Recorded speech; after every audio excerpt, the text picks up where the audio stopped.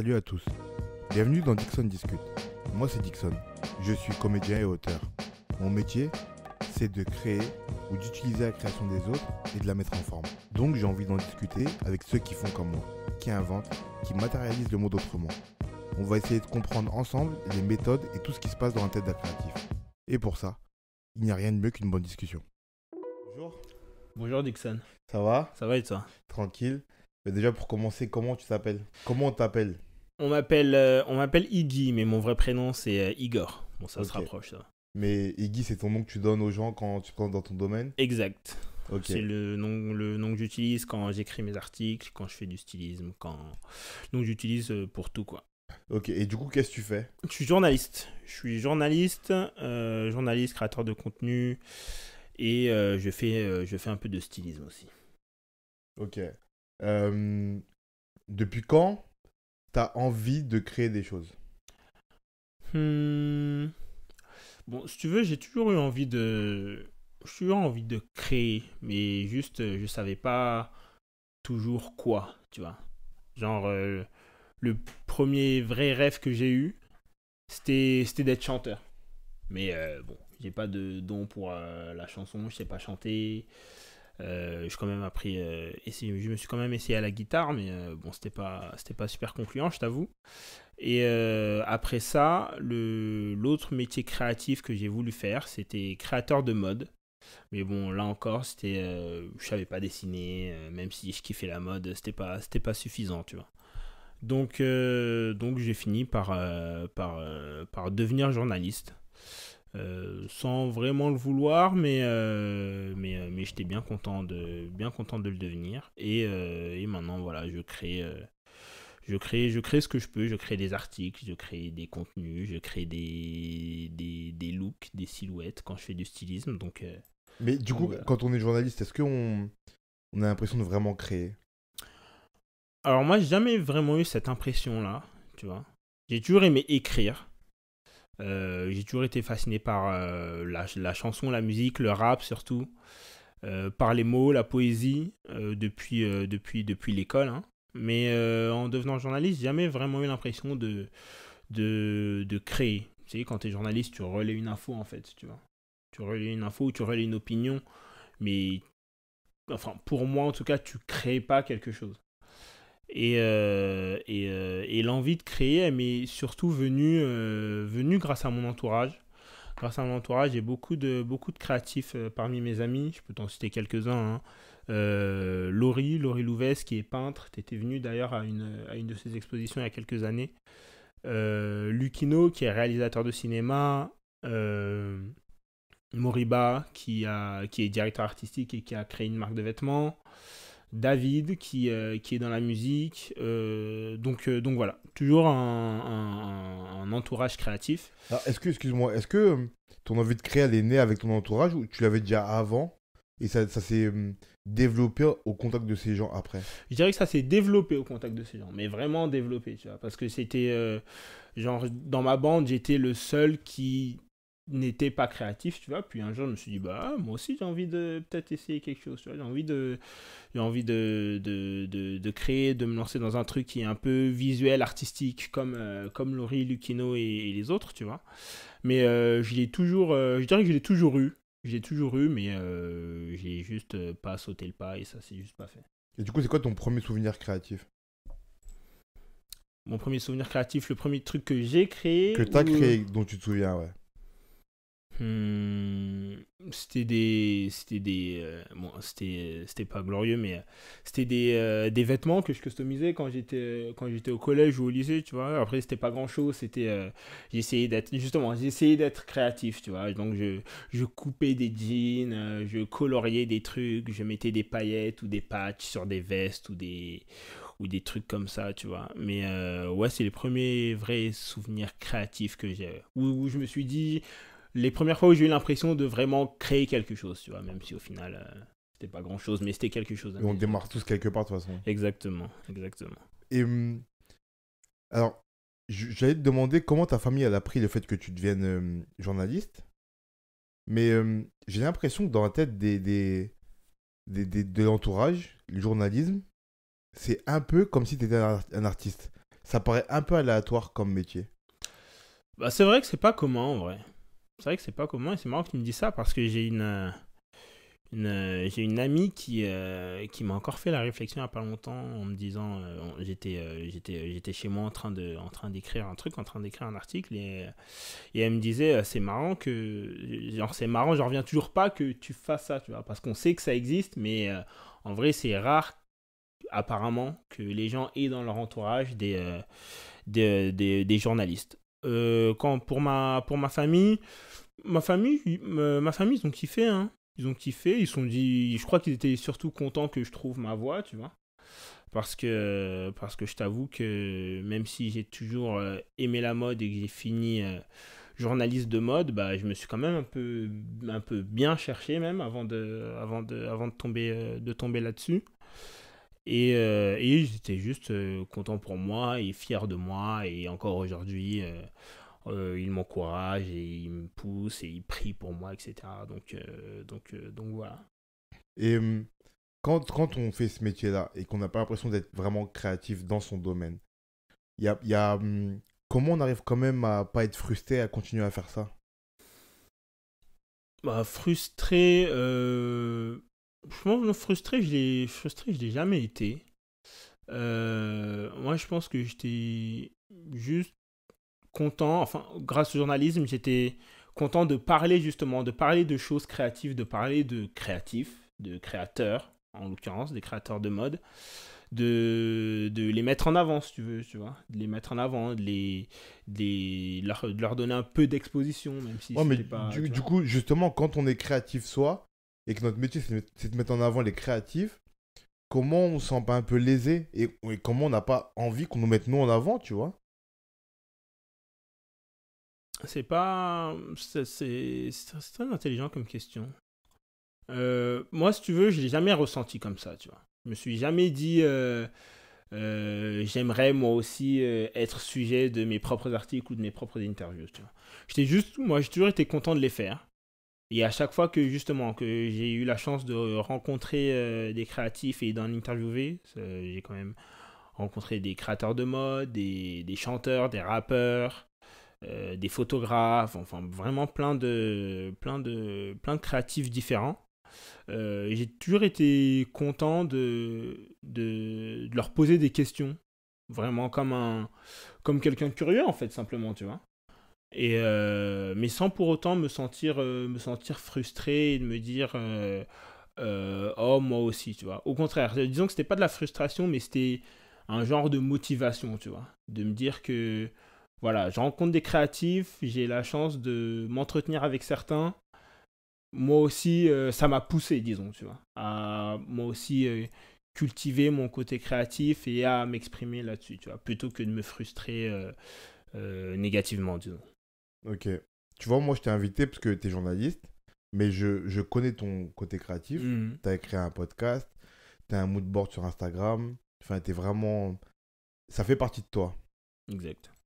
Euh, mais j'aimerais savoir comment tu développes ça sans que ça soit encore ton activité principale, tu vois. Comment tu te détaches pas de ça alors que tu as un autre truc à côté qui est en plus qui touche de près ou de loin à ce que tu fais parce que tu rencontres beaucoup de créatifs. Du coup, Mhm. peut-être que ta créativité est nourrie par ça, mais comment tu te détaches pas de ça? Je pense que je prends ça comme un espèce de hobby, si tu veux, ou, ou plutôt genre une autre voie, tu vois. Parce que le journalisme, ça, c'est ce que je suis vraiment, tu vois. Moi, j'ai toujours aimé, comme je t'ai dit, j'ai toujours aimé écrire depuis le collège, le lycée, les mots, etc., la rédaction. Non, Le mais tu français, c'était vois, une de mes matières excuse-moi, je préférées. te coupe. Euh, Moi, je l'ai vécu un peu ça. Ok. Pendant un moment, j'ai travaillé pour un webzine, tu vois, et Mhm. du coup, mon travail, c'était un peu le tien de créer des articles. Ok. Ce qui m'a manqué, moi, c'était l'aspect créatif de ça. Parce que moi, je suis auteur et j'écris des histoires. Mhm. Et il me manquait ce côté histoire. Tu vois, il me manquait ce côté fiction ou inventivité dans les Ok. articles. Tu vois, et c'est pour ça que j'ai arrêté. Euh, Pourquoi toi, ce qui t'a guidé, tu me dis que tu as toujours écrit. Mais il y a une différence entre écrire des histoires et Et écrire écrire des des articles. articles, bien sûr. C'est Ouais. deux métiers foncièrement différents. Ouais. Aussi durs l'un que l'autre, mais foncièrement différents. Du coup, comment ta créativité initiale, qui était d'écrire des petites histoires, elle s'est mise au service de écrire des articles, et comment le fait d'écrire des articles, ça empiète pas sur ton inventivité?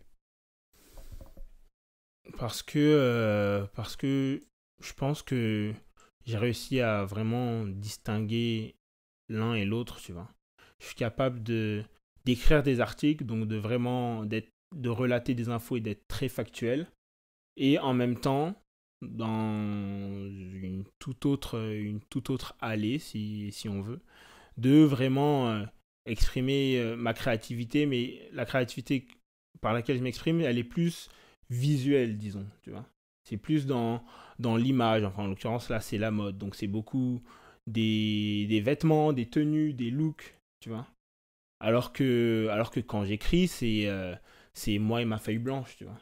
Et j'ai pas de non aucune frustration vraiment, c'est juste deux choses que je fais et que je fais qui moi me sont devenues presque naturelles, tu vois.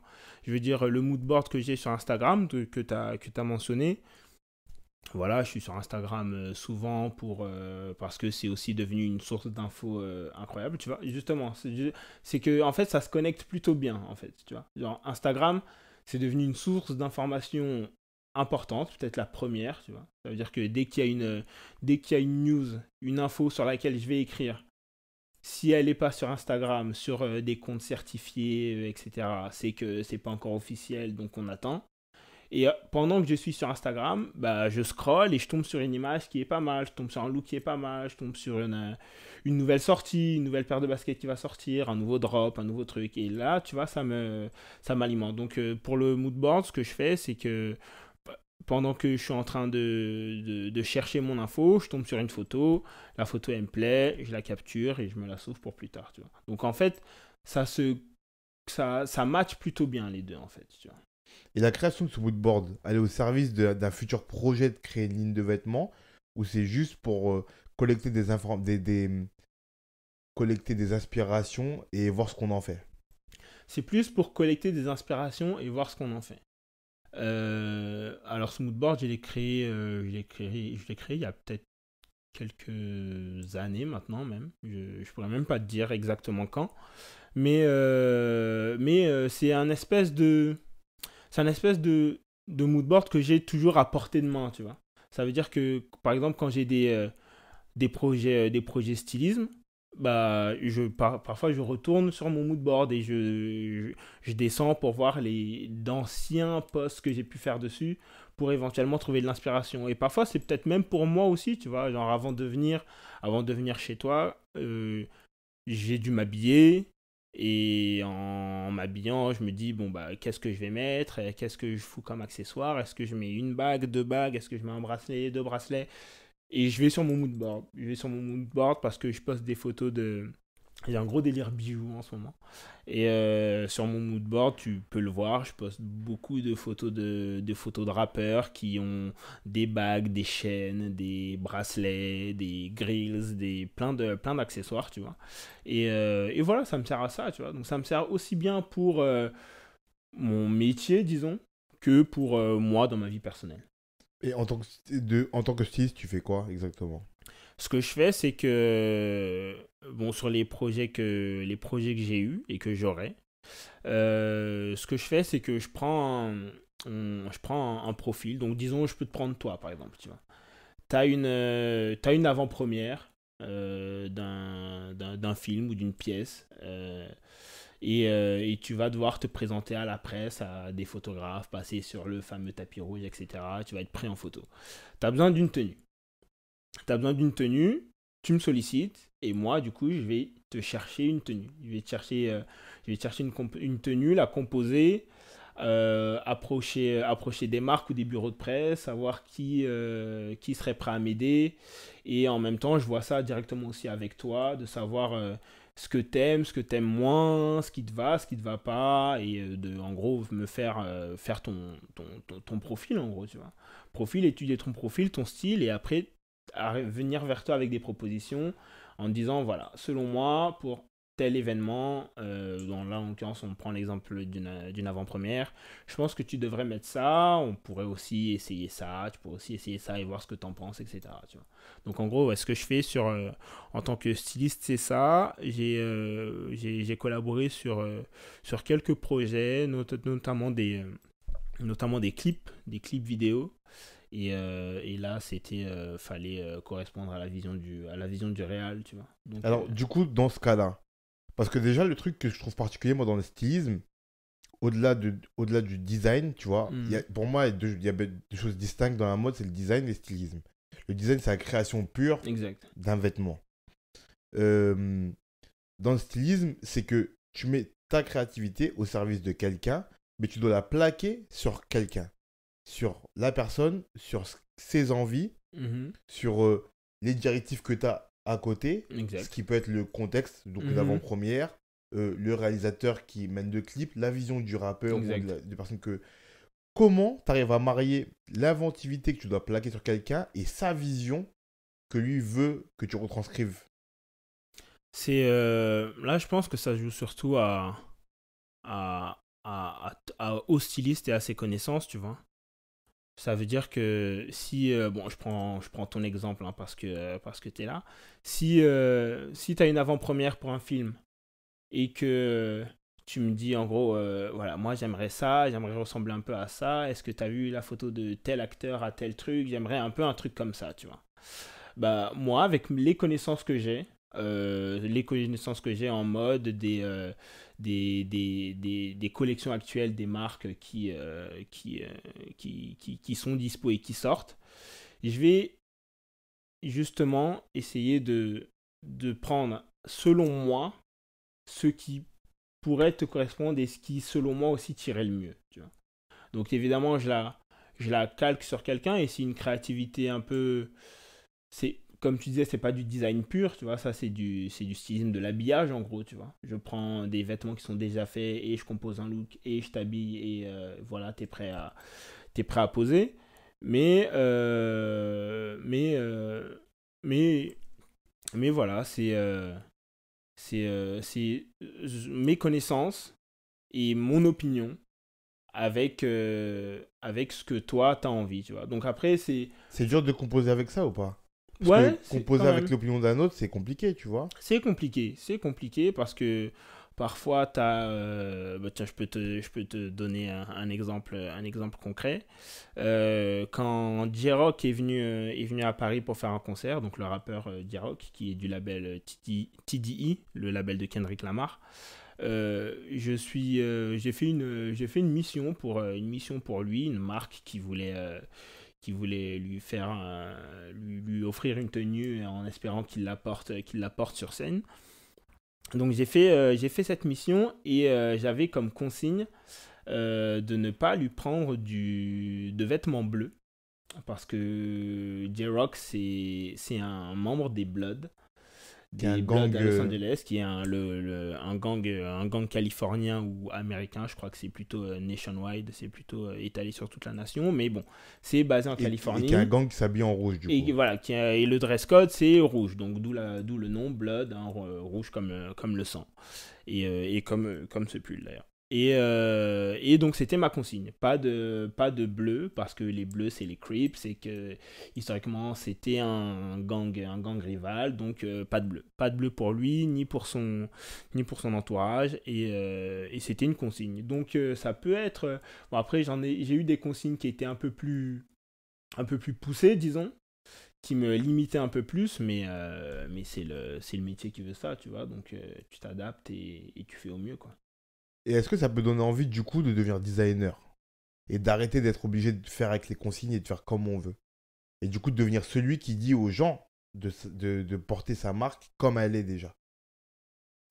Ça peut. Alors, c'est pas encore mon cas. Peut-être que ça viendra. Alors, des rêves de créateur de mode, moi, j'en ai eu quand j'avais 18-19 ans. Voilà, c'était vraiment quand je voulais en fait je voulais faire quelque chose dans la mode mais je savais pas quoi, tu vois, et à l'époque je me disais que bah, le seul moyen de vivre de la mode c'est d'avoir une marque et de créer un truc, tu vois. Finalement, non, je suis devenu journaliste et je suis bien content. Mais peut-être que ça viendra. Peut-être que ça viendra. Peut-être que quand j'aurai des idées, je me lancerai, tu vois. Pour l'instant, c'est pas un truc qui est, genre, j'ai pas cette idée-là à moyen ou même à long terme, tu vois. Mais sait-on jamais, on sait pas de quoi demain est fait. Donc si un jour, je me dis, bah, à force de voir des vêtements et de se dire, ah, ben, j'aurais bien vu ça avec ci ou avec ça, bah, peut-être que je le ferai moi-même, tu vois. Je mets pas de barrière, en tout cas. D'accord. Pour moi, dans le journalisme, quand même, en tout cas pour les grands journalistes, il y a quand même un truc qui revient, c'est que tu reconnais un journaliste de par son style et de par sa Mhm. patte. Pour moi, la part d'inventivité dans le journalisme, elle est là. Ok. C'est que tu arrives à styler avec une ligne bien définie Mhm. ta personnalité. Comment ça se travaille, ça? Dans mon cas, c'est venu avec le temps. Dans mon cas, c'est venu avec Déjà, le temps. excuse-moi, déjà, pour compléter, est-ce que dès le début, il y a la volonté de vouloir se faire reconnaître par son style journalistique? Oui, bon, je dis dans mon cas encore, mais bon, j'en connais pas d'autres. Mais oui, dans mon cas, oui. Dans mon cas, oui, et c'est venu bah, avec les journalistes que je lisais, hein. Moi, c'était des journalistes de musique, de rap, donc beaucoup de Elliot Wilson, beaucoup d'articles que je lisais dans des magazines comme The Source, comme, euh, comme plein d'autres. J'ai pas les noms là en tête, mais comme plein d'autres. Et plein d'interviews que je regardais aussi. Et que je regarde encore. Moi, je suis un mec qui regarde beaucoup d'interviews, même dans mon temps libre, tu vois. Et là encore, j'ai mes références. Hein. Oui, Elliot Wilson, Charlemagne the God, Sway Calloway aussi, donc plein de personnalités comme ça qui se sont fait un nom justement avec leur style à eux. Mais justement, là, Et tu me parles de gens, pour que les gens resituent un peu, c'est des intervieweurs américains exact. qui sont un peu hors ligne, hors champ, dans le sens où ils ont un style vraiment particulier, un Oui, ton oui, vraiment oui, particulier. Et c'est souvent des journalistes de rap. Là, tu as cité beaucoup de journalistes qui sont exact. dans le rap. Euh, c'est pas vraiment des journalistes à la base, tu vois. Aussi, ils le sont devenus. Ouais. Ils sont Ouais. devenus. Du coup, est-ce que ça veut dire qu'on doit avoir un style et mettre ce style au service du journalisme, avoir une personnalité plutôt par Mhm. rapport, je pense à Charlemagne God, tu vois, qui a Exact. sa personnalité et qui met ça au service de ses Mhm. interviews, ou avoir une formation de base journalistique et trouver ce style et cette personnalité. Bah, je pense que les deux sont possibles. Après, là, on parle de, comme je mentionne, Charlemagne the God. Après ça, sont devenus des radio personality et des TV personnalités, tu vois, donc des personnalités de télé et de radio. Donc, oui, il y a leur personnalité. Il faut qu'ils en aient une pour se distinguer, tu vois. C'est vrai que dans l'écriture, ça peut être différent. Puis les États-Unis, c'est un autre pays, c'est une autre culture. Donc, c'est différent de ce qu'on a chez nous.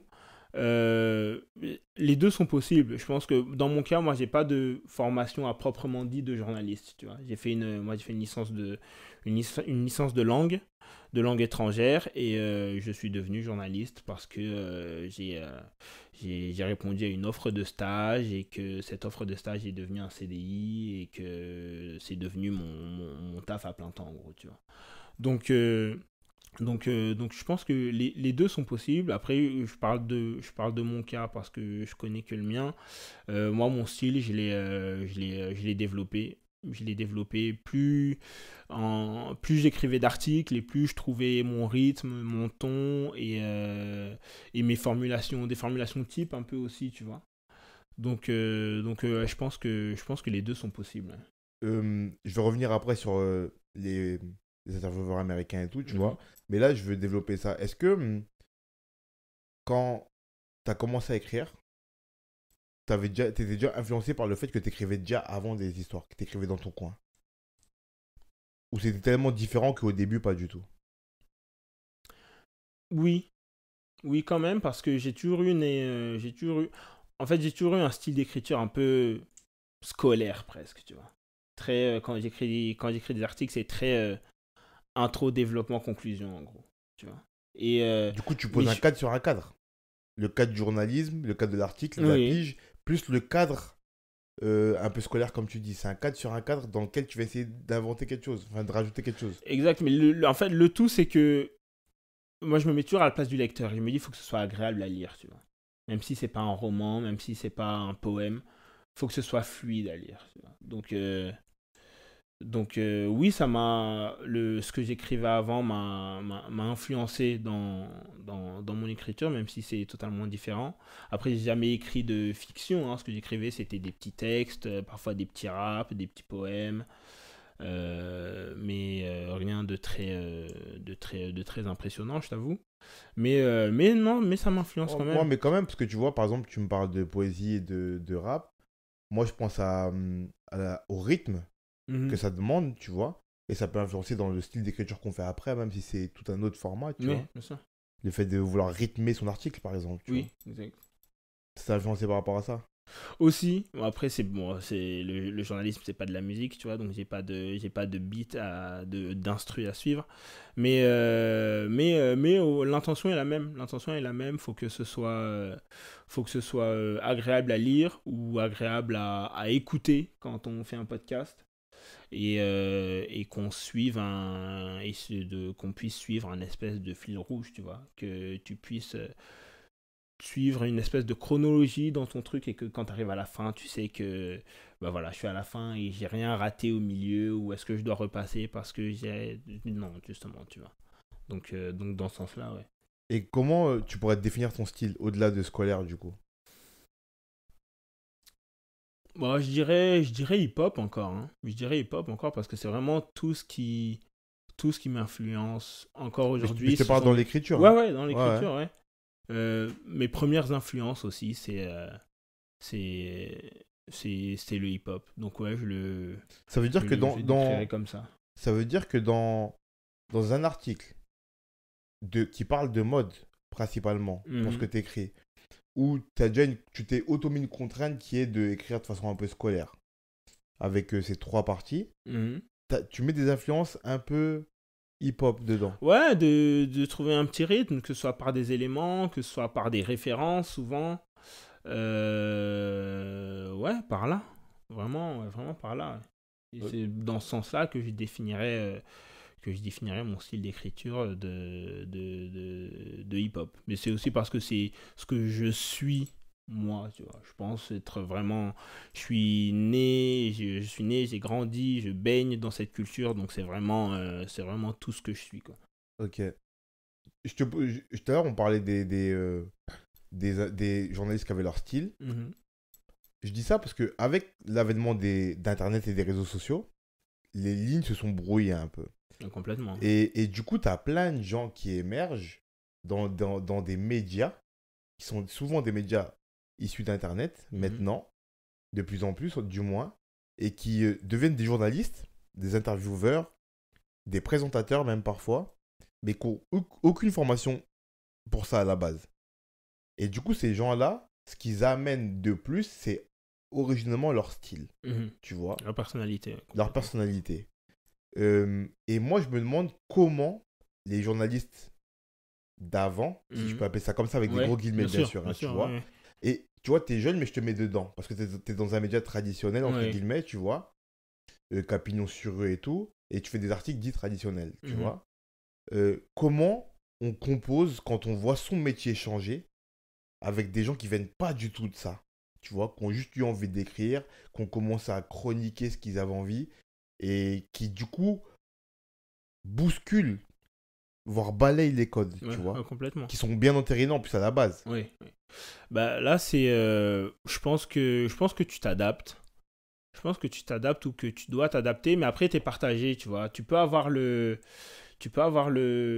moments où tu te dis, par exemple, comme tu disais, tu vois, peut-être un influenceur qui est devenu présentateur ou animateur sur une émission radio ou télé et qui s'exprime et tu te dis, bah, genre, ça aurait dû être moi ou ça aurait dû être quelqu'un d'autre, mais pas lui parce que, comme tu dis, il n'a pas de formation, il n'a pas le background, il n'a pas ci ou pas ça, tu vois. Mais je pense que, au fond, c'est aussi une belle chose, tu vois. Tout évolue, hein, tout évolue.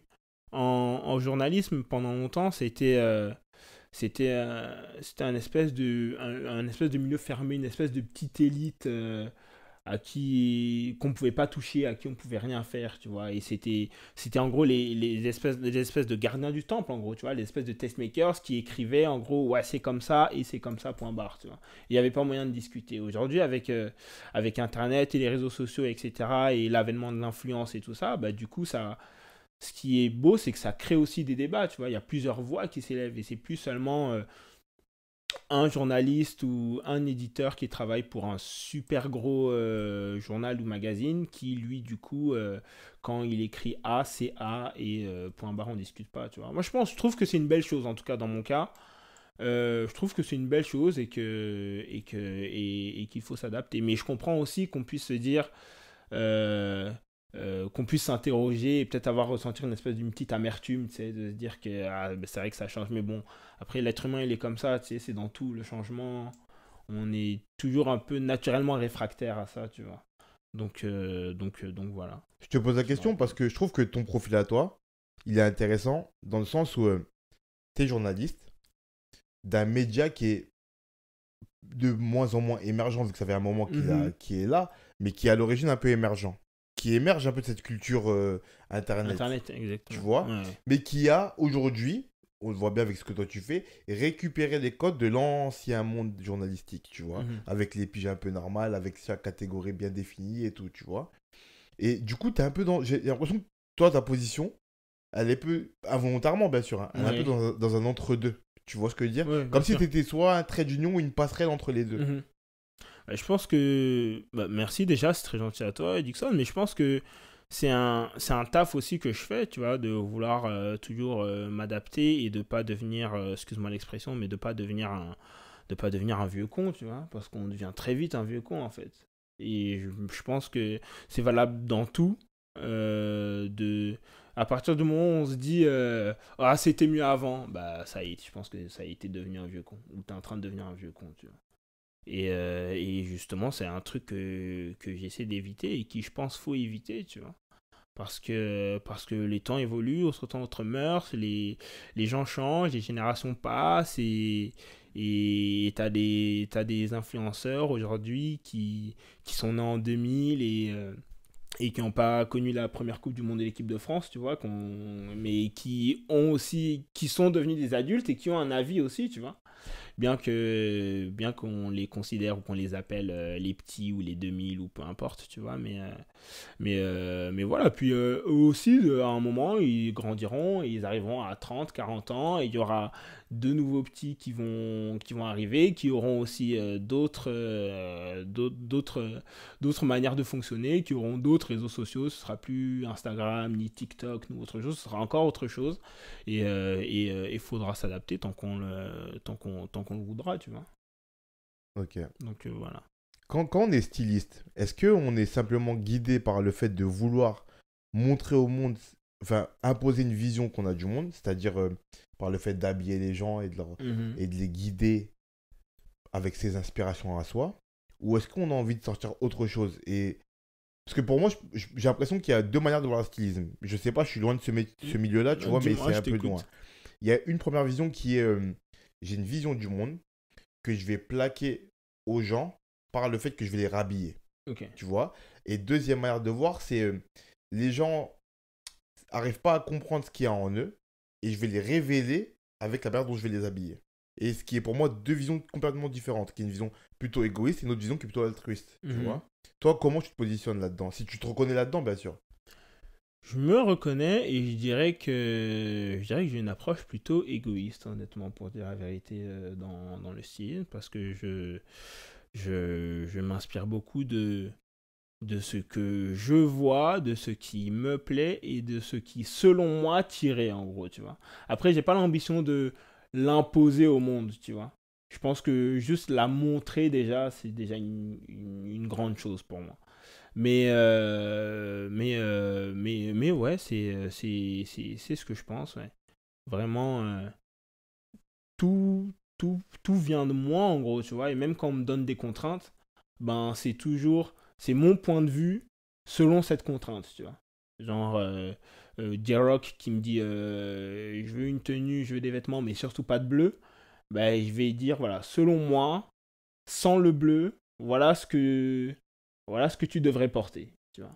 Par exemple. Mais c'est selon moi toujours, tu vois. Ça vient toujours de moi, de mes inspirations, de moi qui veille sur mon mood board Instagram et de voir ce que j'ai pu poster avant, tu vois. Donc, beaucoup de moi, de jeux, etc. Mais c'est mon approche, en tout cas. Après, c'est mon approche aussi pour moi, dans la vie de tous les jours, tu sais, je pense que au fond, tout le monde est, tout le monde est styliste parce qu'on s'habille tous selon nos goûts et on s'habille toujours selon nos goûts, selon nos préférences et selon ce que l'on a et ce à quoi on a accès, tu vois.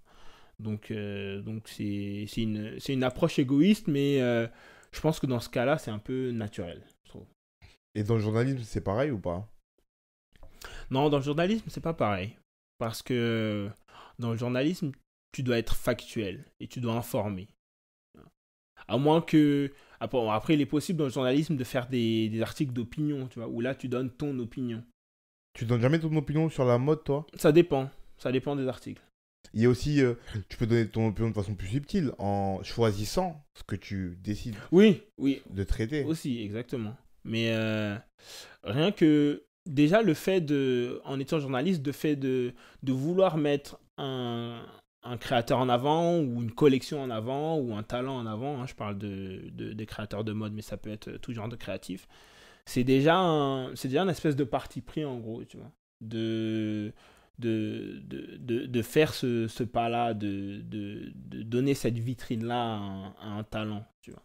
Je pense que c'en est déjà un, et après, comme je te dis, hein, mon opinion, moi je la donne, ça dépend des articles. En général, je m'attelle toujours à parler de ce que j'apprécie, que ce soit en écrit ou à l'oral, tu vois.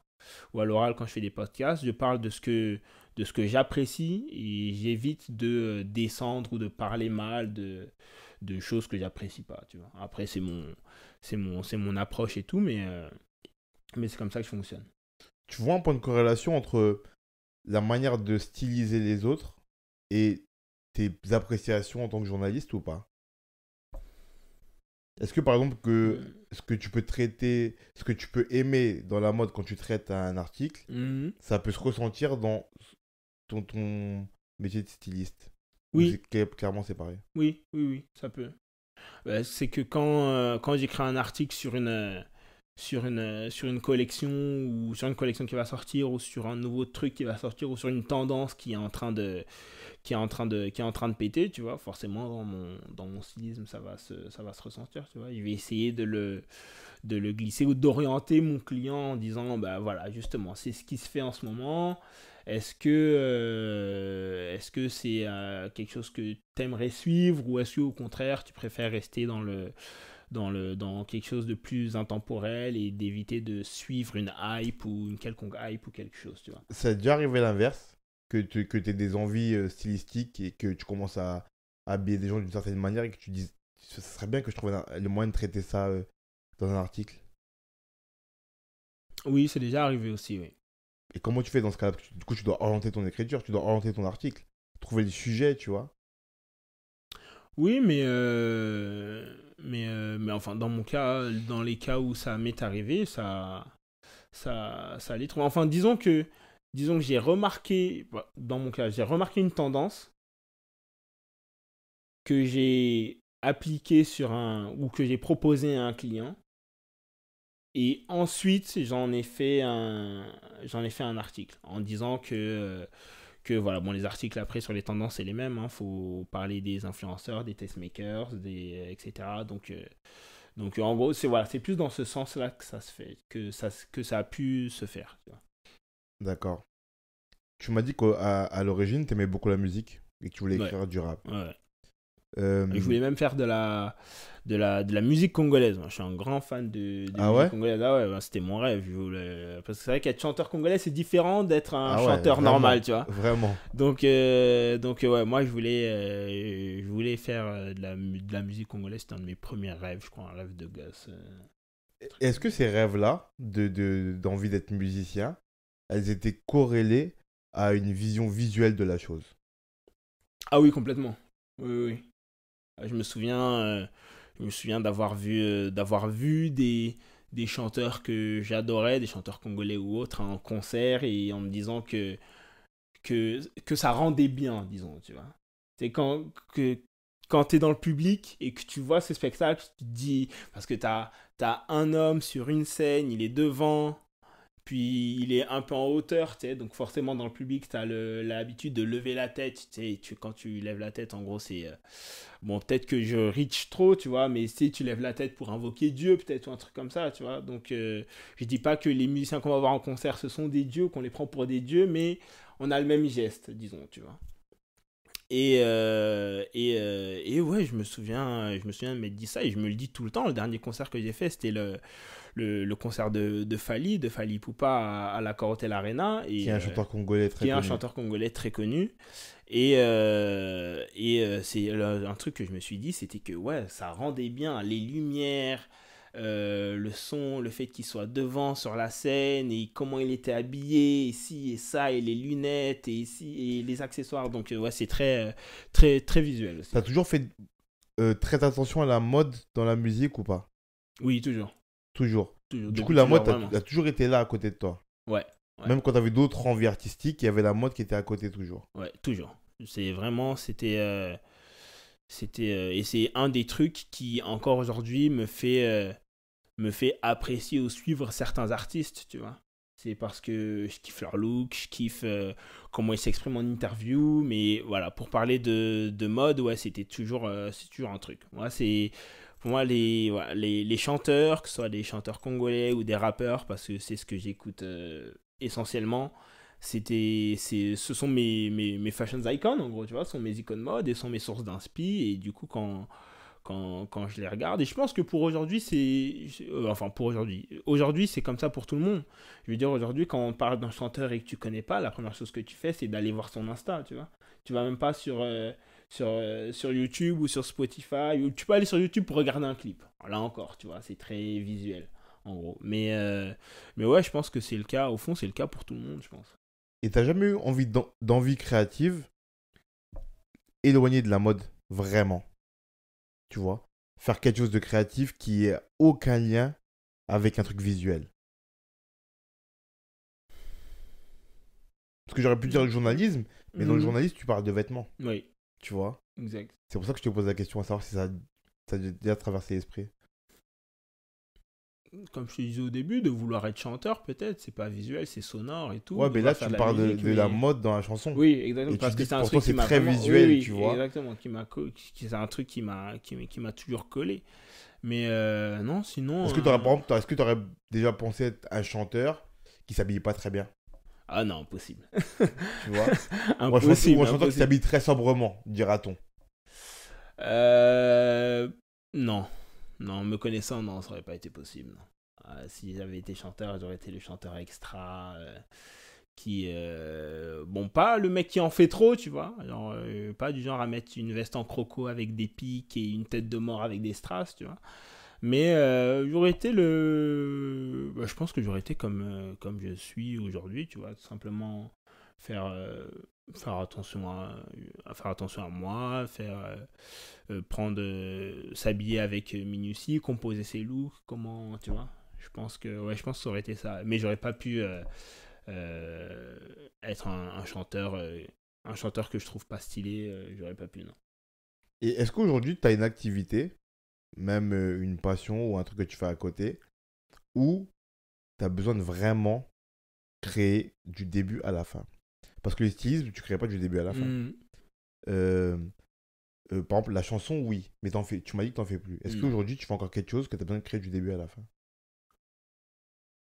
Non, non, je veux dire quand j'écris, bon après peut-être que quand j'écris des articles, tu vois, parce que là c'est, après ça dépend de selon si on voit ça comme quelque chose de créatif ou pas, mais quand j'écris un article, j'ouvre ma feuille, elle est blanche, tu vois. Donc il faut que j'écrive, que je trouve mon titre, mon intro et que je développe, que je mette mes références, mes notes, etc. Donc ça peut-être oui. Mais tu vois, Mais la sinon, grande question, elle est là en fait. C'est que quand tu as mais dans plein de métiers. Et avec plein de gens à qui j'ai discuté, que je voulais inviter ici, tu vois, et qui me disaient, je crois que tu es un des seuls qui a un métier qui a l'air très orienté créativement, mais qui n'a pas hésité à venir. Souvent, quand je demande aux gens qui ont des métiers qui sont un peu orientés, comme les tiens, c'est-à-dire que ils ont besoin de faire preuve d'une forme de créativité au service de quelque chose qui est très précis.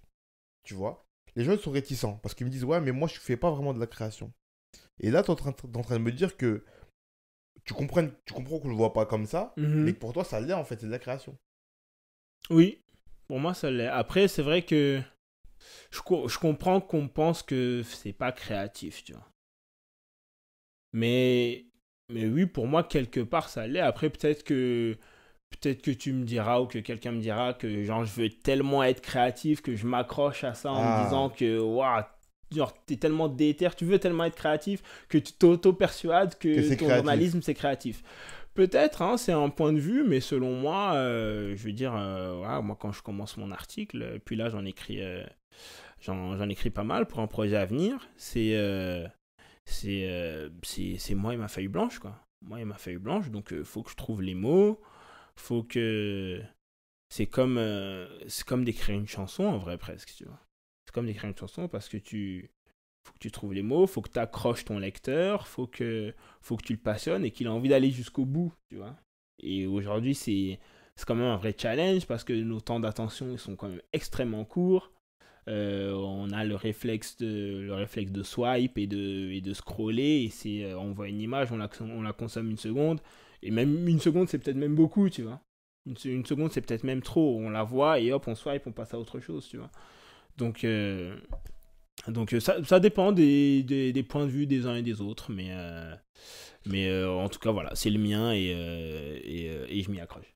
Tu fais un parallèle entre le fait d'écrire des chansons qui demandent vraiment une forte capacité à retenir l'attention de façon comment dire, temporaire, mais de façon très forte, et le fait d'écrire des articles qui demandent la même capacité.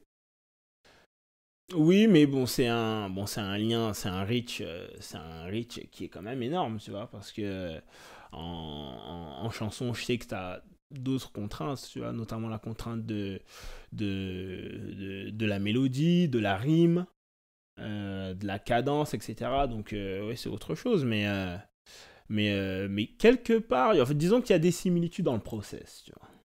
Il y a des similitudes dans le process. Ouais, c'est ce que je pense de ça, en tout cas. Ne me crucifiez pas, hein, si non, si mais tu quelqu'un dis ce pense que tu pas penses ça, et comment tu le vois. De toute façon, moi, je t'ai invité parce que je savais que tu avais un avis créatif. Exact. En vrai, c'était un parti pris déjà de base. Oui. Donc, je savais que tu allais dire ça. Donc, enfin, dire ça. Tu vois ce que Oui, je veux dire? oui, Tu as bien sûr. utilisé ce genre de propos, donc il n'y a aucun problème. Et comment dire?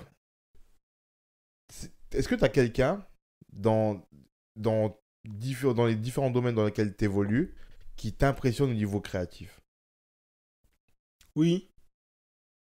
Oui, bah, encore une fois, c'est mon entourage, hein. C'est Laurie Louvès qui fait de la peinture, c'est Lucino qui écrit et qui réalise avec sa maison de production, Foal 1990. Donc, ouais, du coup, eux, tu vois, ce sont des gens que je peux voir directement, tu vois. Et quand je vais chez Lucino, je vois ses scénarios, je vois ses notes, je vois ses trucs. Quand je vais chez Laurie, je vois ses toiles qui sont en cours. Je l'ai déjà vu peindre de mes yeux, tu vois. Donc, je vois ce que c'est. Ouais, c'est impressionnant, tu vois. C'est impressionnant de... Et c'est quelque chose qui m'a toujours fasciné chez les créatifs, tu vois. Et c'est aussi une des raisons qui m'a poussé à devenir journaliste de mode et de musique et de m'en approcher au maximum de ces créatifs, tu vois. Pour un peu... bon, on dit ça en anglais, to pick your brain, mais en gros pour vraiment te poser des questions et t'interroger et t'espionner presque, tu vois, genre vraiment savoir connaître ton process de bout en bout et essayer de comprendre, tu vois, tu sais, on est toujours un peu fasciné par les créatifs, on a l'impression qu'ils ont des cerveaux différents, qu'ils voient les choses différemment, qu'ils entendent les choses différemment, ce qui est c'est aussi le cas dans certains cas, je me répète, mais voilà, ouais. Et on est pleinement là-dedans. Là. Ici, Ouais. on est vraiment là-dedans. Exactement. Aller voir ce qui se passe dans la tête des créatifs. Ah ouais, C'est mais vraiment ça, c'est vraiment un truc et c'est un des trucs que j'adore faire en tant que journaliste et c'est pour ça que j'adore faire des interviews, vraiment. Tu vois. C'est vraiment un truc qui me... C'est littéralement ça, pour savoir ce qui se passe dans ta tête et comment tu vois les choses et qu'est-ce que toi tu vois sur ce t-shirt que moi je vois pas, tu vois. Ou pourquoi pour moi c'est juste un t-shirt avec un imprimé et pour toi c'est toute autre chose. C'est quoi t'as une philosophie derrière ce pull que j'ai mis qui pour moi est un beau pull, tu vois. Mais pourquoi ça s'est placé là et ça là et pourquoi c'est écrit comme ça et la police et tout, etc. Tu vois. Donc c'est plein de petites questions de geek un peu, tu vois, qu'on pourrait penser, qu'on pourrait considérer comme des questions de geek, mais que moi je me pose en tout cas. Et t'es plus impressionné par les œuvres textiles ou les œuvres musicales? Au niveau de la créativité, pardon.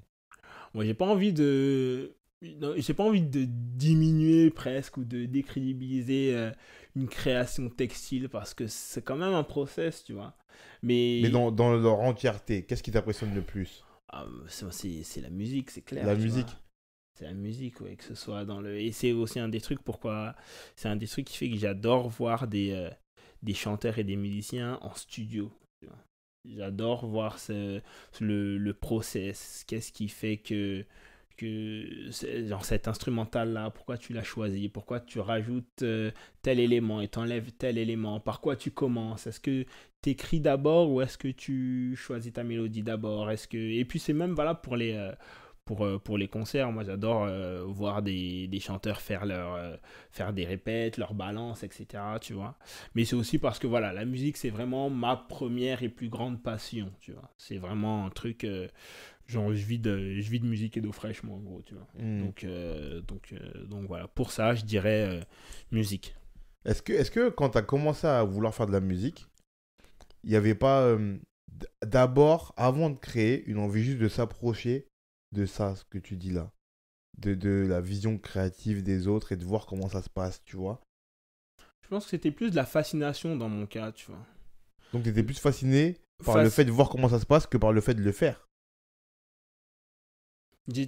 Ça, et aussi parce que en musique, j'ai toujours écouté des morceaux qui m'ont qui me touchaient, tu vois, et encore aujourd'hui qui me touchent et je me dis waouh, même si c'est pas des trucs que je vis, tu vois, des trucs où je me dis waouh, c'est quelqu'un, c'est un artiste, un chanteur qui ouvre son cœur en gros, tu vois, et qui selon les morceaux qu'on écoute, qui raconte sa vie et qui partage ses rêves, ses ambitions, ses angoisses. Et parfois, c'est surtout aujourd'hui avec les réseaux sociaux et la célébrité et la fame et l'argent, etc. On a l'impression que des gens ont tout, en tout cas tout pour être heureux, mais au fond, même avec tout ce qu'ils ont, ils le sont quand même pas, tu vois. Et c'est un truc où tu te dis, mais comment c'est possible en gros, tu vois, que cet artiste qui selon moi a tout pour être heureux, ne le soit pas, tu vois.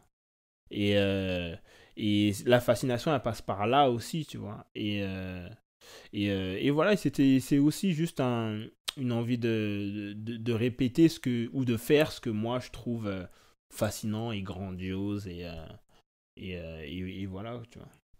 Donc tu crois que ta créativité à la base est influencée par le fait de reproduire ce que tu as vu, plus par le fait que Oui, de donner quelque chose de toi.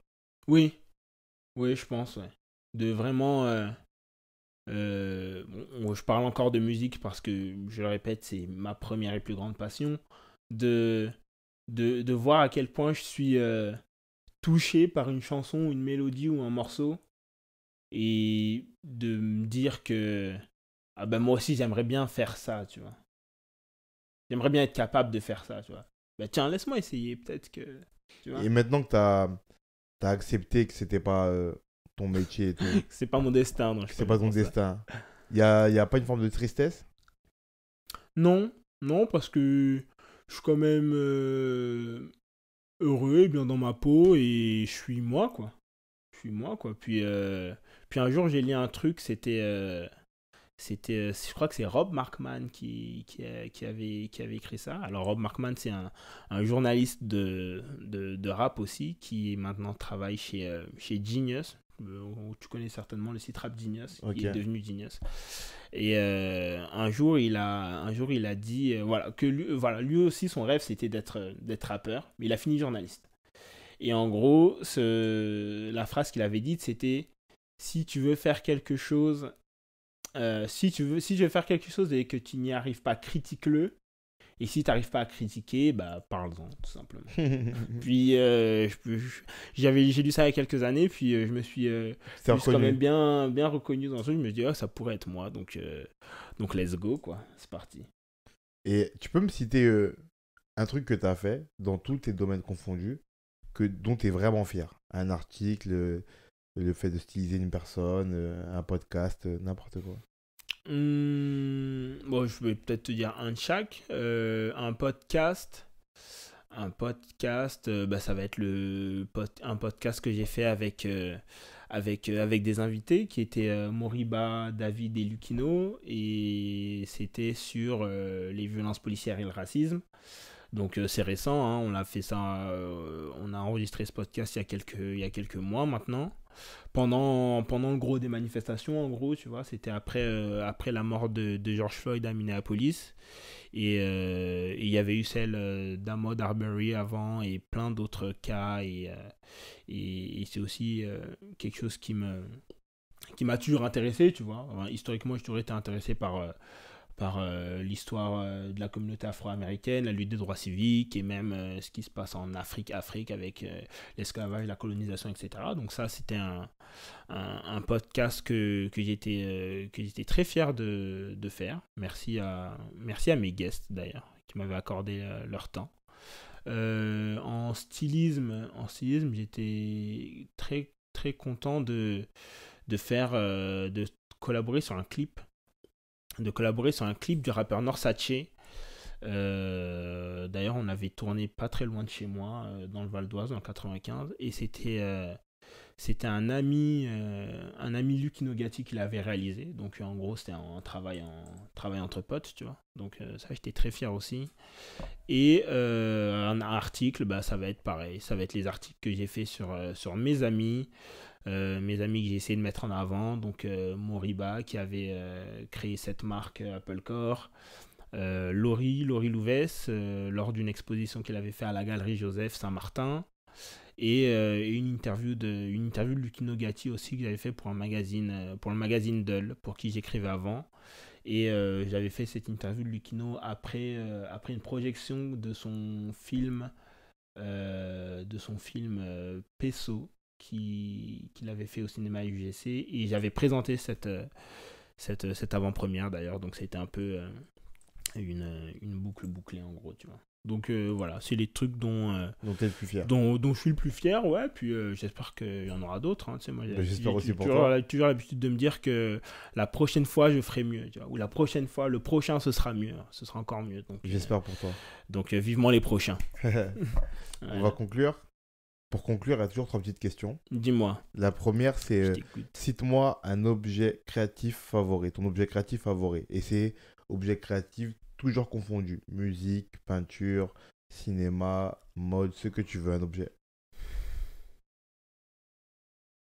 Un objet créatif favori, je dirais un cintre. Est-ce qu'on peut dire que c'est un objet créatif parce que ça tient un vêtement et qu'un vêtement c'est créatif? Tu peux dire ça si tu veux. Ouais, puis moi j'en utilise beaucoup des cintres, donc ouais, je dirais un cintre. Un cintre. Ok. Je sais pas si c'est créatif ou pas, hein, mais bon, c'est. On retiendra ça. Voilà, on comprend l'idée. Ton œuvre créative inspirante. Toujours confondu aussi? Toujours confondu, toujours. Une œuvre créative, je dirais une chanson. Laquelle? Faut que je choisisse une chanson.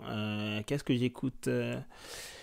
j'écoute beaucoup en ce moment? Et qui t'inspire surtout. Ouais, une chanson qui m'inspire. Alors j'ai une playlist justement pour ça sur Spotify que j'utilise. Une playlist avec plein de chansons que je trouve inspirantes et que je me passe quand je suis en train d'écrire des articles ou de plancher sur des projets stylisme. Et je dirais putain, c'est dur parce que j'en ai beaucoup. Dur, hein. Ouais, c'est dur parce que j'en ai vraiment beaucoup. T'as droit à 2, si t'arrives pas à choisir. J'ai droit à 2, ok. Alors, je dirais Golden Goals d'un rappeur qui s'appelle Bass. Bass, c'est un rappeur new-yorkais qui est signé sur le label Dreamville de J. Cole. Sa chanson s'appelle Golden Goals. Donc, les objectifs en or, tu vois. Donc, le titre, c'est très parlant aussi. Et deuxième chanson. Je vais mettre une chanson de rumba congolaise parce que j'écoute beaucoup ça, vu que j'ai choisi du rap autant que je fasse la passerelle. Je vais choisir Amour Assassin de Fally Ipupa. Et c'est une chanson qui m'inspire parce qu'elle m'apaise et que j'adore la mélodie et le texte et que ouais, ça c'est vraiment une œuvre d'esprit que je trouve fascinante, tu vois. Ok, Donc ouais, je choisirais ça, c'est mon dernier mot. d'accord. Et pour finir, un conseil pour quelqu'un qui veut se mettre à créer.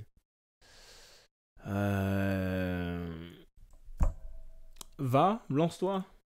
Lance-toi, c'est un conseil que moi on m'a beaucoup donné. Je me souviens d'ailleurs de ce mec qui m'a donné ce conseil qui s'appelle Selim. C'était parce que je voulais aussi. C'était à l'époque où je pensais à faire du stylisme. Donc je regardais un petit peu ce qui se faisait sur certains shoots et je lui en avais parlé. Et un jour il m'a écrit lance-toi, on s'en fout que t'aies pas d'expérience, juste lance-toi, lance-toi. Et Moriba aussi me l'a répété, lance-toi, lance-toi. Chris d'Iconic me le répète aussi, lance-toi, fais les choses et c'est tout, et regrette pas, tu vois. Limite, mieux vaut regretter presque d'avoir lancé quelque chose, d'avoir essayé quelque chose, que de regretter de pas l'avoir fait. Tu vois ce que je veux dire? Ça, c'est vraiment un truc. Donc lance-toi. Ouais, vraiment. Lance-toi et. Ouais. Lance-toi. Mieux vaut regretter de t'être lancé ou d'avoir fait quelque chose que le contraire. Donc, lance-toi sans te poser de questions. Ok. C'est mon Merci. conseil. Merci Iggy. Merci Dixon. On mettra Merci pour dans la bio l'invite. le lien vers ton moodboard et vers ton podcast pour que les gens aillent voir ce que tu fais. Yes sir. Podcast chez Iggy. Sur Spotify, Apple Music, etc. Mais là, on est chez Dixon. Donc, voilà, merci pour l'invite. Merci à toi. Un grand plaisir. À la prochaine. À la prochaine, Dix.